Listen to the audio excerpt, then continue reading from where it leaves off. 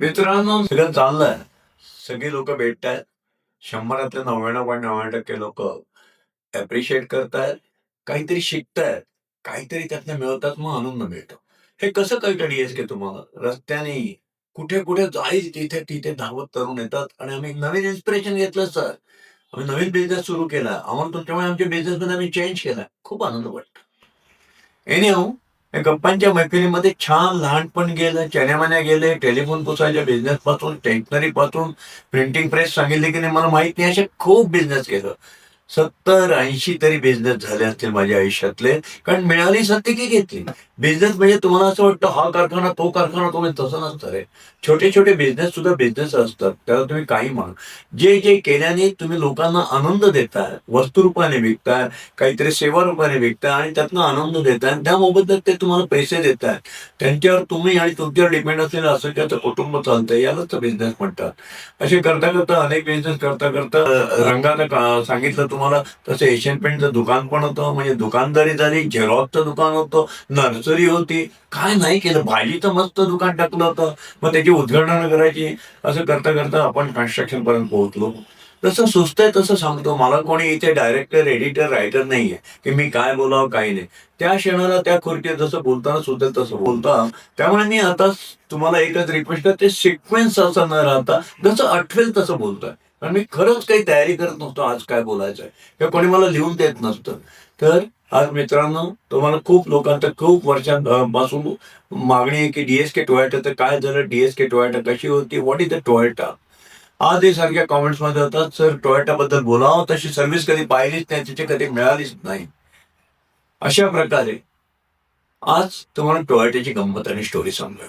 मला प्रत्येक संधीतनं, प्रत्येक एखाद्या गोष्टीतनं हां, आणि कायद्याने करायचं, खरं करायचं, खरं बोलायचं, या एका हिमतीतनं मला बिझनेस मिळत गेले. आता 2026 आहे. मी तुम्हाला सगळं माझ्या काळातले सांगतो गोष्टी. म्हणजे माझा काळ म्हणजे काय फार जुना नाहीये. 1999 ची गोष्ट असेल.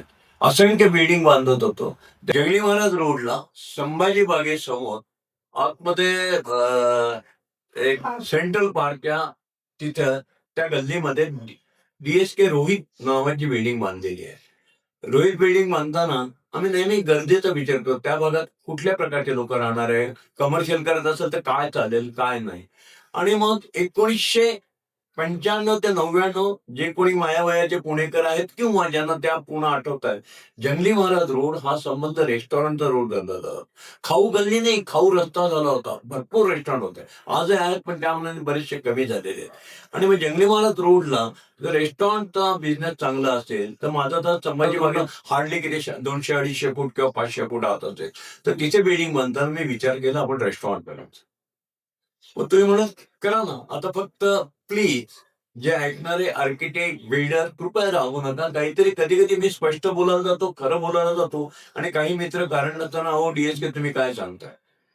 जंगली महाराज रोडला 1995-99 ला जे काही रेस्टॉरंट्स होते, काही होते, ते रेस्टॉरंट आधी बिल्डर, आर्किटेक्ट बांधताना ते कमर्शियल शोरूम म्हणून पास करून घेतात प्लॅनवर.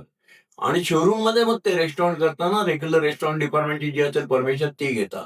पण ते रेस्टॉरंट म्हणून पास झालेलं नसतं आणि मला तर कायद्याने करायला आवडतं.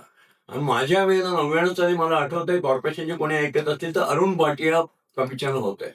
अतिशय स्ट्रिक्ट आणि गाजलेला माणूस. पुढे ते इलेक्शन पण लोकसभेची लढवली होती. पण भयंकर शिस्तप्रिय आणि नियमाने चालणारा माणूस म्हणून अरुण भाटिया सगळ्या पुण्याच्या इतिहासात फेमस झालेले आहे. मी माझ्या त्या रोहितमध्ये बिल्डिंग बांधताना ग्राउंड फ्लोअरला आर्किटेक्टकडनं रेस्टॉरंट म्हणूनच सँक्शन करायचा हट्ट धरला आणि सँक्शन करून घेतलं.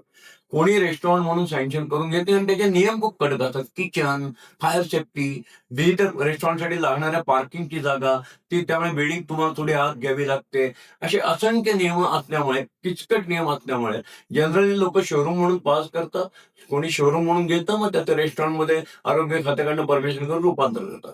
पण डी-एस-केकडनं नियमाच्या बाहेर नाही चालत. मी ते रेस्टॉरंट म्हणून पास करून घेतलं आणि रुबाबा डिक्लेअर केला. जंगली महाराज रोडला ऑफिशियल रेस्टॉरंट. वर्षभरात 4 गिराईक आले. विकलंच जाईना काही गेल्या. किंमत कमी पडून राहिलं ते नाही. 4 पैकी 3 जे आले ते म्हणले, की आम्हाला भाड्यानेच द्या. एक जण जे आलं ते म्हणले गल्ल्यातला शेअरचा प्रॉफिट आहे. मी म्हणलं असं काय झालंय? तर त्याची जी किंमत निघाली त्याच्यामुळे जो एफएसआय बुडाला त्यांनी म्हणा किंवा कशाने म्हणा, तिथे काही मला रेस्टॉरंट म्हणून जायला जाईना, कोणी घेईना. मग मी ठरवलं कोणी घेत नाही ना, आपणच काढू. आपण जर रेस्टॉरंट डिझाईन केलं असेल आणि त्याप्रमाणे कायद्याने परमिशन घेऊन रेस्टॉरंटच्या नियमात बसणारं केलं असेल, तर आपण रेस्टॉरंट स्वतःच सुरू करायचं. मग करायचं तर काय करायचं? कुठे डोसे विकू, कुठे इडली विकू, कुठे बिर्याणी विकू, वेगळं काहीतरी करू. 99 साली पुण्यात मॅकडोनाल्ड नव्हतं. छातीठोकपणे सांगतो. मॅकडोनाल्ड ही कन्सेप्ट नवीन आली होती. म्हणलं आपण नवीन आणूया. मला तरुणांसाठी त्यामुळे मी तरुण राहतो कायम. आजही मी तरुणांच्या सतत काम करतो म्हणून. मॅकडोनाल्डसाठी मी डायरेक्ट अमेरिकेला युएसएला माझं युएसएला बिझनेस असल्यामुळे मला काही त्यात फरक पडत नव्हता. मी तिकडनं प्रयत्न सुरू केले. युएसए मॅकडोनाल्डकडनं उत्तर आलं की आम्ही पश्चिम भारताची, आपला भारत हा सगळं पश्चिम भारतात पडतो, पुणे मुंबई सगळं पडतं. आम्ही ही एजन्सी दिल्लीच्या एका एजन्सीला दिलेली आहे, तिथे तुम्ही करस्पॉन्डन्स करा. आता मला जर दिल्लीला मी करस्पॉन्डन्स सुरू केला तर तो कोणीतरी इंडियन माणसाला आधी मेन फ्रँचायझी मिळाली, तो सब डीलर नेमणार, सब फ्रँचायझी नेमणार. आयुष्यामध्ये नोकरी कधी केलीच नाही, करेल ते डायरेक्ट स्वतःच. मी नाही नोकरी करणार. मी का फ्रँचायझी घेऊ? टोयोटाकडनं मी डायरेक्ट एजन्सी घेतली. कुठल्या डीलरकडनं परत मी दुसरी सब डीलरशिप नाही मिळाली. मी त्यांना सांगितलं, मॅकडोनाल्ड युएसएला मी करस्पॉन्डन्स केला. खूप प्रचंड 5-6 वेळा ईमेल केले मी त्यांच्याशी की माझा असा असा चांगला रस्ता आहे, माझा अनुभव चांगला आहे, मी जोरदार बिझनेस करेल, मी रेकॉर्ड ब्रेक करेल, मी सर्व्हिस इंडस्ट्रीमध्ये खूप चांगलं काम करतो. जेवढं म्हणून माझी लोकेशन कशी चांगली आहे, कायदेशीर पास आहे, मॅकडोनाल्डला इथं खूप मोठा स्कोप होईल. एकदा झालं, दोनदा झालं, तीनदा झालं, चारदा झालं. चौथ्यांदा त्यांनी कंटाळून मला लिहिलं की तुम्ही एवढं मॅकडोनाल्डवर प्रेम करताय, पण मिस्टर कुलकर्णी, आम्ही पुण्यात तुम्हाला फ्रँचायझी देऊ शकणार नाही डायरेक्ट. तुम्हाला हवंच असेल, एवढं प्रेम दिसतील, तुम्ही एवढी झटपट करताय मॅकडोनाल्डसाठी, तर साऊथ इंडिया आज मुख्य डिस्ट्रीब्युशनसाठी उपलब्ध आहे. जसं वेस्टर्न इंडिया त्यांनी दिल्लीच्या एजन्सीला दिलं, साऊथ इंडियात कोणालाही दिलं नव्हतं. म्हणजे चेन्नई, कर्नाटका, केरळ, तो सगळा भाग, हैदराबाद, इकडे त्यांना मेन डीलर द्यायचा होता आणि तो पुढे सेल्फ फ्रँचाईज घ्यायचा होता. मी लगेच कान टाकलं, म्हणलं द्या मला. त्यांनी मला बेंगलोरला इंटरव्ह्यूला बोलवलं. मित्रांनो, आयुष्यभर एकट्याने नाही मी काही केलं. मला आठवतंय 40,000पेक्षा जास्त जर लोक डायरेक्ट इनडायरेक्ट कामाला असतील तर त्याला 150 तरुण किंवा 150 मंडळी कंट्रोल करायची. त्या 150 मंडळींना कंट्रोल करायला मी, माझी मिसेस, माझा मुलगा, माझे बाकीचे 2-4 जवळचा स्टाफ, एक्झिक्युटिव्ह स्टाफ, तो कंट्रोल करता. दर बिझनेसला मी तरुण निवडायचो. बेंगलोरला हा इंटरव्ह्यू ठरला. बेंगलोरला माझे 2 तरुण मित्र होते. ते TKK भगवत यांचा मुलगा श्रीकांत भगवत हा माझा परिचयाचा होता. दुसऱ्या आमच्याच कंपनी डायरेक्टर पांडुरंग शेट्टी, त्यांचा मुलगा श्याम शेट्टी. त्या 2 तरुणांना म्हणलं मी बेंगलोरला येतोय, आपल्याला मॅकडोनाल्डला इंटरव्ह्यूला जायचंय. आपल्याला हा इंटरव्ह्यू पास होऊन संपूर्ण साऊथ इंडिया आपल्याला मॅकडोनाल्ड करता मिळवायची. आदल्या दिवशी गेलो आम्ही, तिघांनी मिळून भरपूर तयारी केली आणि इंटरव्ह्यू दिला आणि इंटरव्ह्यू मध्ये आम्ही पास झालो.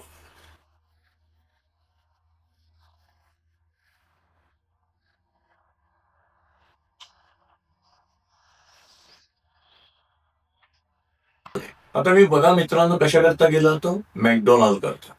काय झालं तिथे? श्याम शेट्टी सहज म्हटला, अंकल. म्हटलं काय? तुम्ही तुमच्या मंगेश करता, माझा एक डॉक्टर जगताप मित्र, आम्ही एकत्रच ग्रो झालो एक प्रकारे.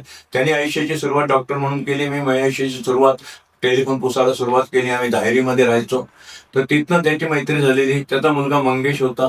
मला हा श्याम शेट्टी म्हणाला, अंकल मंगेश करता का नाही बघा ती टोयोटाची डीलरशिप. म्हणजे तो म्हणला, अहो पुण्यात अचानक डीलरशिप निर्माण झाली आहे, टोयोटा भारतात येते आहे आणि त्याच्यामध्ये पुण्यात ती आधी डीलरशिप त्यांनी किर्लोस्करांना दिली होती. किर्लोस्कर स्वतः चालू करणार होते त्यांची डीलरशिप. किर्लोस्करांनी ठरवलं आपणच आपल्या शहरात करायची, कोणाला तरी डीलरशिप देऊ. आता त्यांच्याकडे अवघड पिरियड होते 9 महिने सबंध प्रोग्राम सुरू करायला. आणि तो महिना होता काहीतरी एप्रिल मेचा काहीतरी महिना असेल. आणि त्यांना अर्जंटली पुण्यात डीलरशिप पाहिजे होता. तुम्ही का नाही भेटत? चला म्हणून दुसऱ्या दिवशी सकाळी बेंगलोरच्या MG रोडला त्यांचं ऑफिस होतं, तिथे गेलो. इंटरव्ह्यूला असंख्य 8-10 लोक होते. त्यात जापनीज 5 होते. विक्रम किर्लोस्कर त्यांचे पार्टनर तिथे होते. घरासाठी काडी काडी जमवतात माणसं, टुमदार स्वप्नात रंगतात माणसं, छान छान घरात राहतात माणसं. जेव्हा भेटतात घराला घर पण देणारी माणसं, घराला घर पण देणारी माणसं. DSK, घराला घरपण देणारी माणसं.